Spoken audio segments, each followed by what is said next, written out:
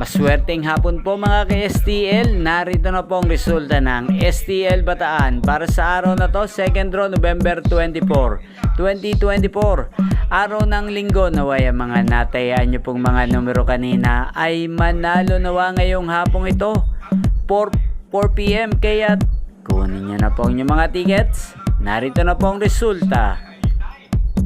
Ang mga numerong nanalo sa STL Bataan ngayong hapong ito, November 24, 2024.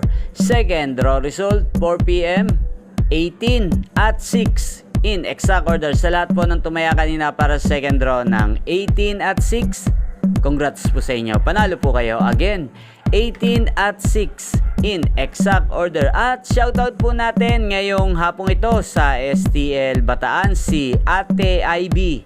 Ate IB ng Bataan, shoutout po sa iyo. Naway nasa maayos ka pong kalagayan at ang mga tinataya mong mga numero sa Bataan ay manalo nawa ngayong araw na to.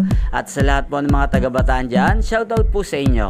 Inyo pong napanood ang resulta ng STL Bataan sa channel na to, Roderick Hernandez TV.